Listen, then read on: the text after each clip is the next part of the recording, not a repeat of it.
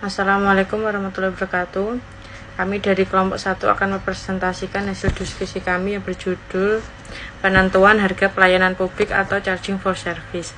Saya Vina Agustin Rositaningrum, NIM 055 akan mempresentasikan poin yang pertama, yaitu tentang pelayanan publik yang dapat dijual. Dalam memberikan pelayanan publik, pemerintahan dapat dibenarkan menarik tarif untuk pelayanan tertentu, baik secara langsung atau tidak langsung, melalui perusahaan milik pemerintah. Beberapa pelayanan publik yang dapat dibebankan tarif pelayanan, misalnya yang pertama ada penyediaan air bersih, yang kedua transportasi publik, yang ketiga jasa pos dan telekomunikasi, yang keempat energi dan listrik, yang kelima perumahan rakyat, yang keenam fasilitas rekreasi atau pariwisata.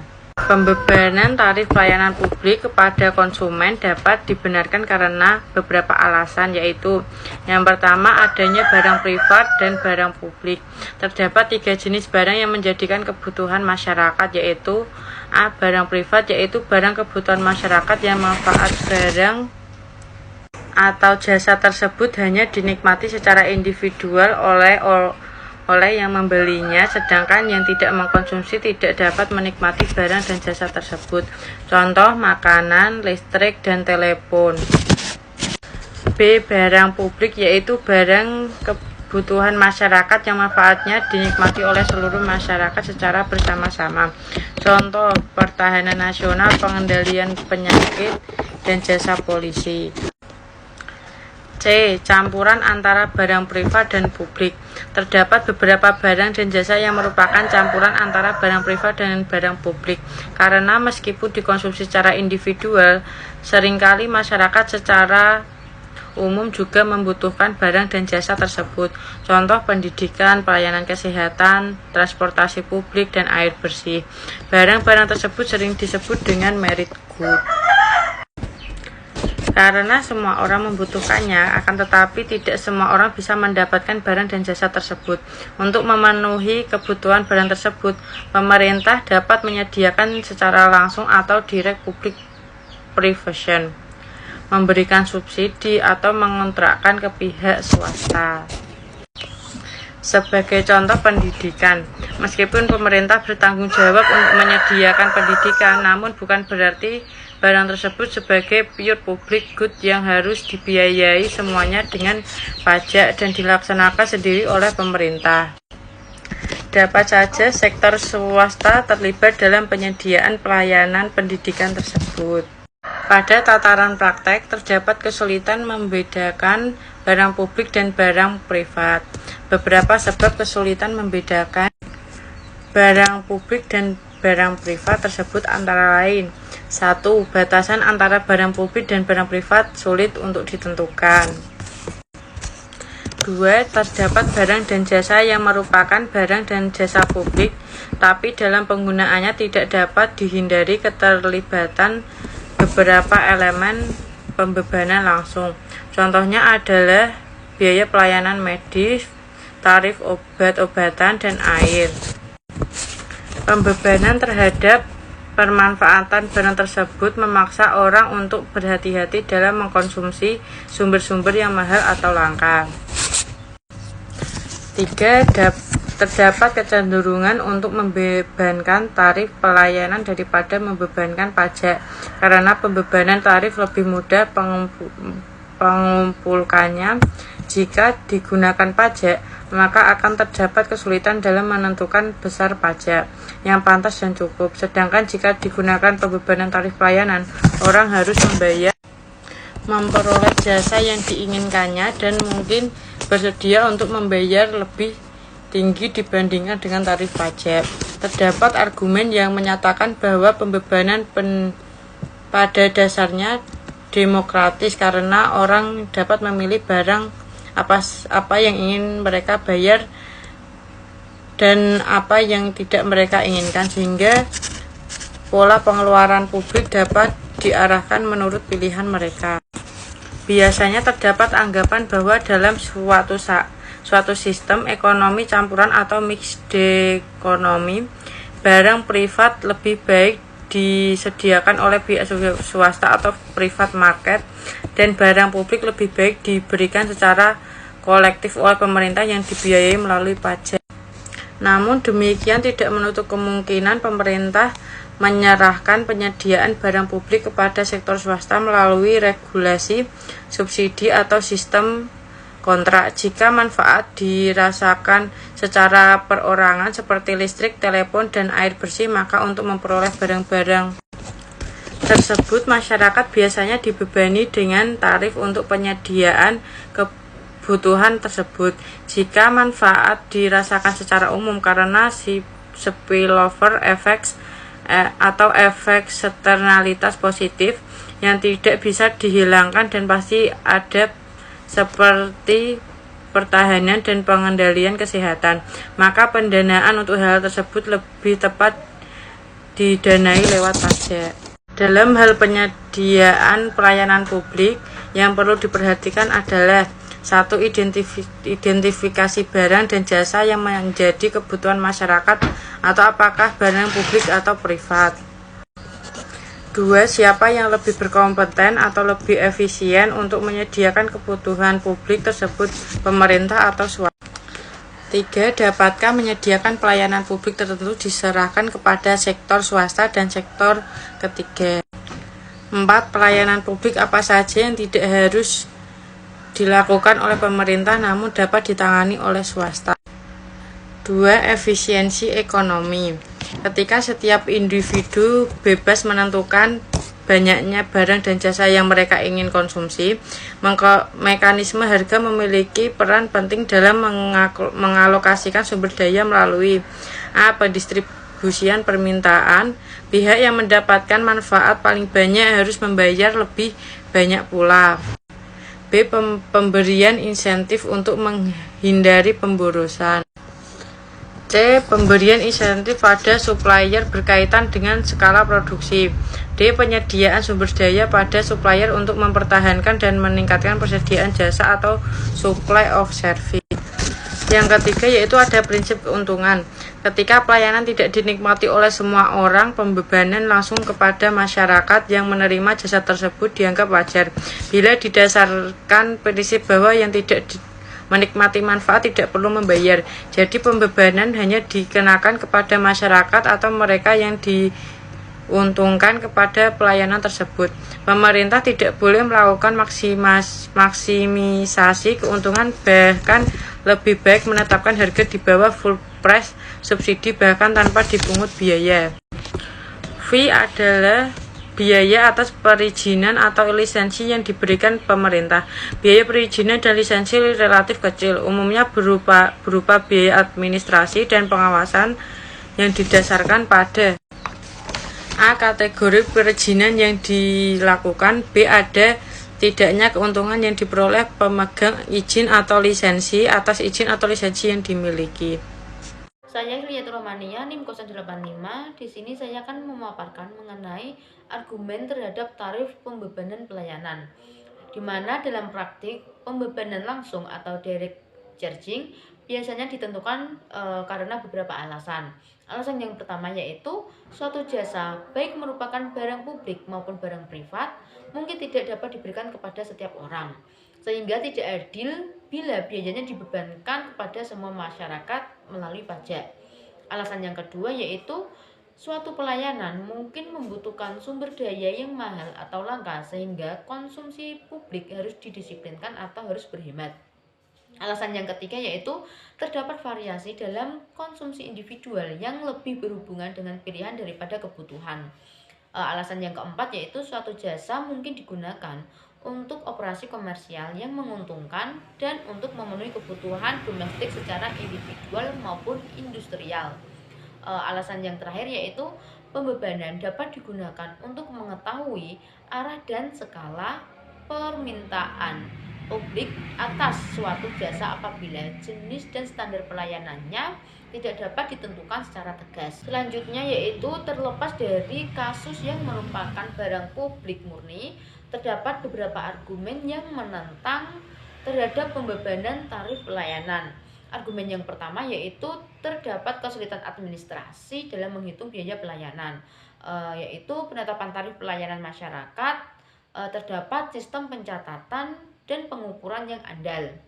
Argumen yang kedua yaitu yang miskin tidak mampu untuk membayar, di mana kesenjangan ekonomi dan pendapatan yang lebar menyebabkan orang miskin tidak mampu membayar pelayanan dasar yang mestinya mereka dapatkan.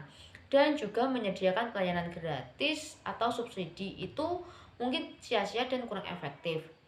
Argumen yang ketiga yaitu adanya eksternalitas, merit good, dan persyaratan legal, di mana eksternalitas positif menyebabkan masyarakat enggan memanfaatkan jasa tertentu.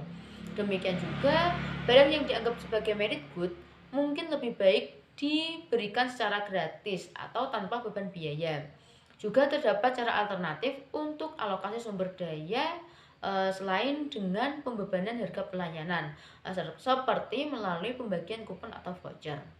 Perkenalkan, saya Priska Rahmawati, NIM 093, yang akan menyampaikan materi mengenai prinsip dan praktik pembebanan.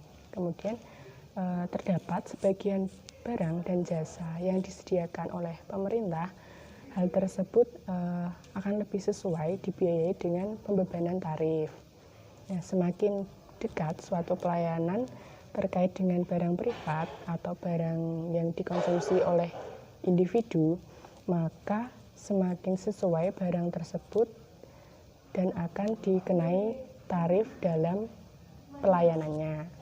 Namun batasan identifikasi barang privat dan publik kadang sulit dan harus dilakukan dengan beberapa dasar per pelayanannya. Kegagalan dalam menetapkan biaya pada suatu situasi tertentu menyebabkan distorsi harga dan alokasi sumber daya yang keliru, sehingga mengurangi pilihan dari konsumennya. Meskipun demikian, dalam praktiknya, permasalahan administrasi dan pertimbangan sosial dan politik memiliki prioritas yang lebih besar dibandingkan dengan pertimbangan efisiensi ekonomi. Mengapa demikian? Yang diprioritaskan lebih besar dalam pertimbangan sosial dan politik karena pemerintah memiliki andil yang besar dalam penentuan pengenaan tarif tersebut. Seperti apa penentuannya? Yang pertama adalah seperti penentuan berapa jumlah barang publik yang harus disediakan. Kemudian bagaimana implikasinya terhadap distribusi biaya yang akan menjadi tanggung jawab para individu.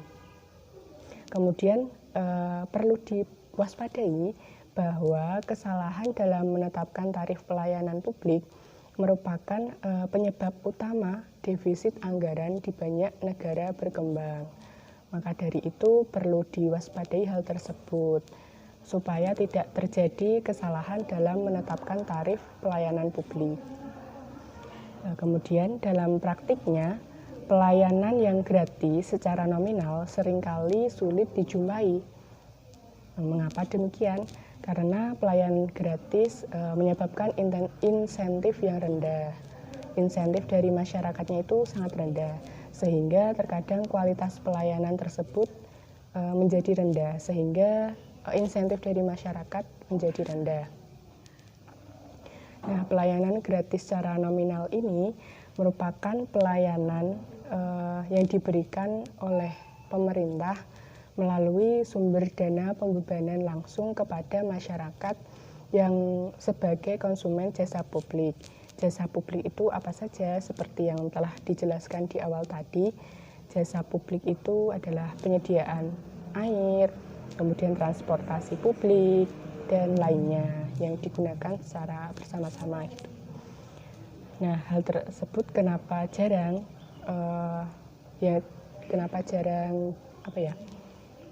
hal tersebut jarang diberikan secara gratis oleh pemerintah. Mengapa demikian?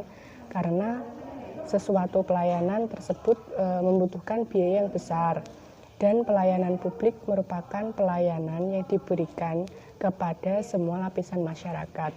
Jadi akan tidak terasa adil jika hanya diberikan oleh salah satu kelompok saja. Dengan kata lain, hal tersebut menggambarkan kondisi yang tidak efisien bagi penyedia barang dan jasa oleh pemerintah. Slide yang selanjutnya adalah kegunaan pembebanan dalam praktik. Praktik pembebanan pelayanan publik itu berbeda-beda tiap negara. Bisa berasal dari pemerintahan itu sendiri atau perusahaan milik negara. Nah, penentuan harga publik adalah sumber penerimaan bagi pemerintah daerah tertentu. Pemerintah memperoleh penerimaan dari berbagai sumber, di antaranya dari pajak, dari pembebanan langsung pada masyarakat, laba BUMN dan juga BUMD, kemudian dari penjualan aset milik negara, dari hutang, kemudian dari pembiayaan defisit anggaran atau mencetak uang. Kemudian pada umumnya kita itu mengharapkan bahwa penyedia barang publik seperti pertahanan, kesehatan publik dan jasa kepolisian seharusnya diberikan secara gratis, dalam arti dibayar oleh pajak. Sementara itu penyedia barang privat yaitu jasa untuk kepentingan individu seperti listrik, telepon, transportasi umum ditarik sebesar harga pemenuhan biaya total. Untuk barang campuran seperti pendidikan menengah, penyembuhan kesehatan dan sanitasi disediakan melalui pajak dan sebagian dari tarif. Perkenalkan, saya Bagus Duri Setiawan, NIM 63030200146. Penetapan harga. Yang pertama, pajak. Pajak adalah kontribusi wajib kepada negara yang terutang oleh orang atau badan yang bersifat memaksa berdasarkan undang-undang dengan tidak mendapatkan imbalan secara langsung dan digunakan untuk keperluan negara bagi sebesar-besarnya kemakmuran masyarakat. Yang kedua, pembebanan langsung kepada masyarakat. Pembebanan ini hanya dibebankan kepada mereka yang memanfaatkan jasa pelayanan publik saja, sedangkan mereka yang tidak menggunakan tidak diwajibkan untuk membayar. Permasalahan marginal cost pricing. Yang pertama, sulit untuk memperhitungkan secara tepat marginal cost untuk jasa tertentu. Kedua, penentuan harga seharusnya didasarkan pada biaya marginal jangka pendek atau jangka panjang. 3. Biaya cost pricing bukan berarti full cost recovery. 4. Konsep kewajaran digunakan untuk mereka yang menerima manfaat yang membayar dan semua konsumen membayar sama dalam menyediakan pelayanan tersebut. Kelima, eksternalitas konsumsi. Keenam, pertimbangan ekuitas mensyaratkan yang kaya membayar. Nama Septiani Budi Lestari, NIM 158. Kompleksitas strategi harga. Yang pertama, two-part tarif. Fixed charge untuk menutupi biaya overhead atau biaya infrastruktur dan variable charge yang didasarkan atas besarnya konsumsi. Yang kedua, peak load tariff. Pelayanan publik berdasarkan tarif tertinggi, beban tertinggi membutuhkan tambahan kapasitas yang disediakan. Tarif tertinggi periode puncak yang harus menggambarkan higher marginal cost. Yang ketiga, diskriminasi harga, mengakomodasikan pertimbangan keadilan atau equity melalui kebijakan penetapan harga. Jika kelompok dengan pendapatan berbeda, dapat diasumsikan pola permintaan yang berbeda. Yang keempat, full cost recovery. Harga pelayanan didasarkan pada biaya penuh atau biaya total untuk menghasilkan pelayanan. Penetapan harga mempertimbangkan keadilan atau equity dan kemampuan publik untuk membayar. Yang kelima, harga di atas marginal cost. Dalam beberapa kasus, sengaja ditetapkan harga di atas marginal cost, seperti tarif parkir. Adanya beberapa biaya perizinan atau license fee. Saya Nisa Ferita Hira dengan NIM 63030200164 akan melanjutkan presentasi. Taksiran biaya. Penentuan harga dengan teknik apapun yang digunakan pada dasarnya adalah mendasarkan pada usaha penaksiran biaya secara akurat. Hal ini melibatkan beberapa pertimbangan sebagai berikut. A. Opportunity cost untuk staff, perlengkapan dan lain-lain. B. Opportunity cost of capital. C. Accounting price untuk input ketika harga pasar tidak menunjukkan value of society atau opportunity cost. D. Pooling ketika biaya berbeda-beda antara tiap individu. Dan E. Cadangan inflasi. Pelayanan menyebabkan unit kerja untuk memiliki data biaya yang akurat agar dapat mengestimasi marginal cost, sehingga dapat ditetapkan harga pelayanan yang tepat. Prinsip biaya memberikan dasar yang bermanfaat untuk penentuan harga di sektor publik. Digunakan MC pricing atau tidak, yang jelas harus ada kebijakan yang jelas mengenai harga pelayanan yang mampu menunjukkan biaya secara akurat dan mampu mengidentifikasi skala subsidi publik. Kualitas pelayanan publik adalah bentuk totalitas pelayanan yang dilakukan oleh aparatur negara secara maksimal dengan aturan pokok dan tata cara yang ditentukan dan dapat menyediakan produk atau jasa berdasarkan sesuai dalam rangka memenuhi kepuasan, kebutuhan, dan harapan masyarakat sebagai penerima. Indikator yang digunakan untuk mengukur tingkat kepuasan masyarakat terhadap kualitas pelayanan berdasarkan dimensi keadaan, terdiri atas kejelasan persyaratan pelayanan, kesederhanaan prosedur pelayanan, kepastian biaya pelaksanaan, dan ketepatan waktu pelayanan. Pelayanan publik ialah segala bentuk pelayanan jasa baik dalam bentuk barang publik maupun jasa publik. Contoh pelayanan publik adalah pelayanan kesehatan, pelayanan pendidikan, pelayanan peradilan, pelayanan navigasi laut, pelayanan keamanan jasa, pelayanan kelalu lintasan, dan pelayanan pasar. Bagaimana pengaruh remunerasi terhadap kualitas pelayanan publik? Pelayanan publik adalah kegiatan yang dilakukan oleh seseorang atau kelompok orang dengan faktor material melalui sistem, prosedur, dan metode tertentu dalam rangka usaha memenuhi kepentingan orang lain sesuai haknya. Peran remunerasi.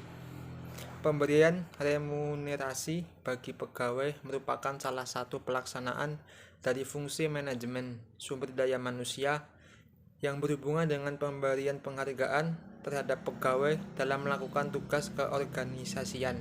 Dengan demikian, remunerasi yang diharapkan memiliki pengaruh positif terhadap kepuasan kerja pegawai, yaitu semakin tinggi remunerasi, maka semakin tinggi tingkat kepuasan kerja karyawan.